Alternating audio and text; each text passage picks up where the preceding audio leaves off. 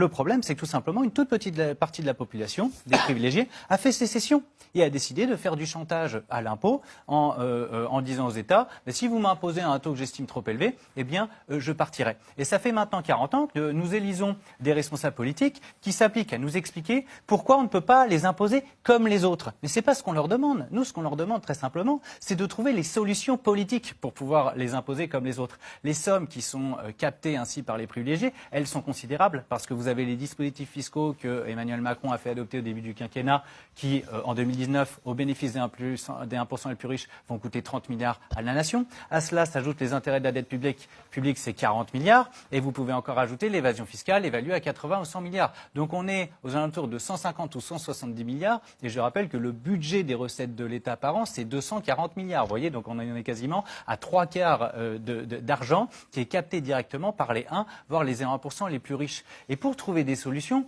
c'est assez simple en réalité. Il y a un pays qui n'est pas tout à fait communiste, qui s'appelle les États-Unis, et qui a fixé l'impôt sur la nationalité, et non plus exclusivement sur le principe de la territorialité. Donc ça pourrait permettre à ces gens d'arrêter de faire du chantage, d'arrêter de nous expliquer qu'ils vont aller dans un autre pays si on les impose selon des conditions qu'ils jugent privatoires et privatives. Et on pourrait faire cette solution-là. On pourrait également, parce que l'un des gros problèmes auxquels on assiste, c'est que tout simplement les évadés fiscaux, quand bien même les quelques-uns qui se font prendre la main dans le pot de confiture, sont effectivement pris la main dans le sac, ils ne vont jamais en prison.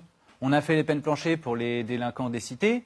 Faisons les peines planchées pour les évadés fiscaux, mettons 3 ans, comme ça celui qui est pris, il est sûr et certain d'une chose, il ira en prison. Et là peut-être qu'on va moraliser un petit peu les comportements, parce que quand vous avez un SDF qui pique dans un supermarché une banane et un paquet de gâteaux, il prend 2 ou 4 mois de prison, je suis désolé, quand vous avez quelqu'un qui vole dans la caisse de l'État des millions et des millions, il doit savoir qu'il n'aura pas d'autre issue que la prison.